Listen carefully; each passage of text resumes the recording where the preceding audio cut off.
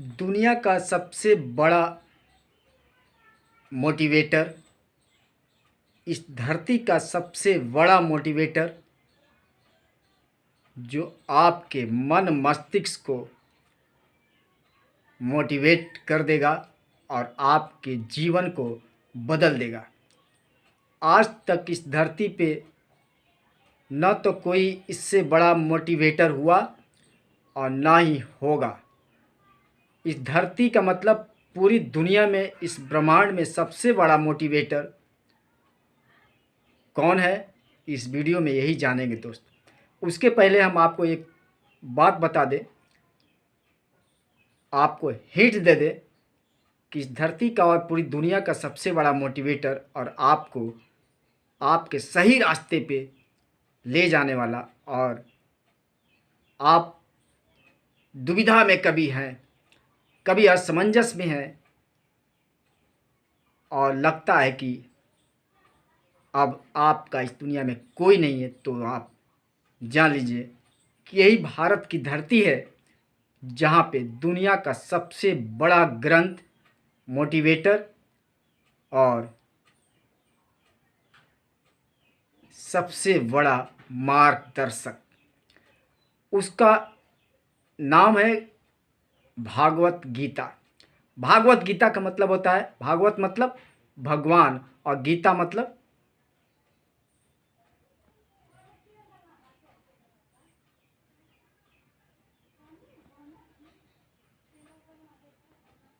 कविता, कहानी, ज्ञान, शिक्षा। भगवान की मुख से, ईश्वर के मुख से कहा गया जो लिखित रूप में है, उसका नाम है गीता, और उसके भगवान भगवत गीता कहते हैं। चलिए दोस्तों, मैं बता दूं, ये तो जान गए। उसी के लिए इनके सबसे बड़े और इस भारत की धरती पे ही जो भागवत गीता है, भगवान श्री कृष्ण की देन है, जो दुनिया के सबसे बड़ा मोटिवेटर, इनसे बड़ा मोटिवेटर ना आज तक होगा और ना हुआ है। ये बात जान लीजिए अच्छी तरह।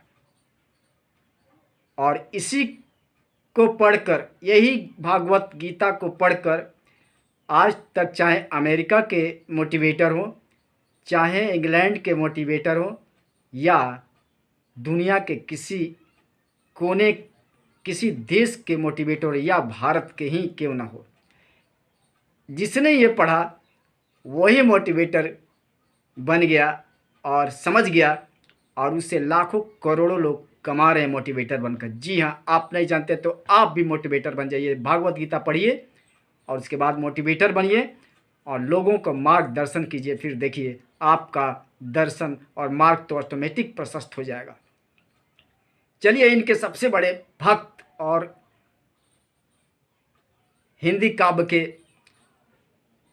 महान काव्य गेता जो भगवान श्री कृष्ण के सबसे बड़े भक्त थे, और इन्होंने बताया है उनकी कविता में, एक बता दें, जब भगवान कृष्ण छोटे थे, जब बाल्य अवस्था में थे, तो उनकी एक कविता थी। जब वो कहते थे माँ से, माँ मेरी चोटी, मेरी बाल तो बढ़ते जा रहे हैं, लेकिन मेरी ये जो हाथ है, मेरे बाजू जो है, ये छोटे उतना के उतने ही है, लेकिन बाल मेरे बड़े हो रहे हैं।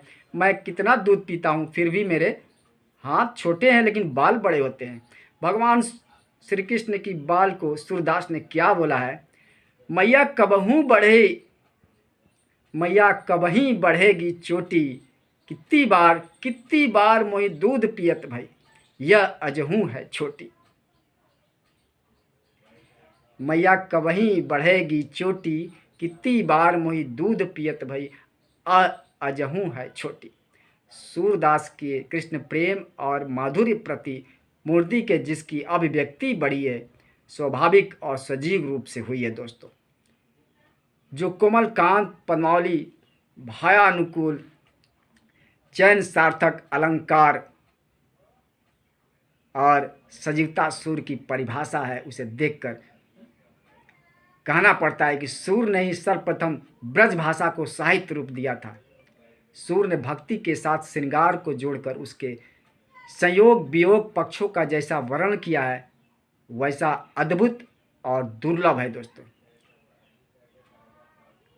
और सूरदास कहते हैं भगवान श्री कृष्ण से, इसीलिए मैं बोलते हैं मोटिवेटर, हमारे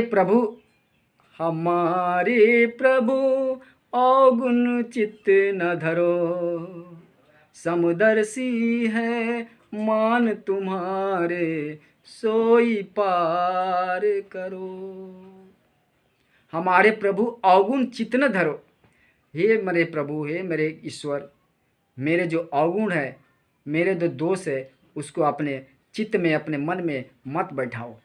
समदर्शी है मान तुम्हारो सोई पार करो, मुझे पार करो, मेरी दुविधा से, मेरी असमंजस से तुम्हारे लिए सब कुछ संभव है।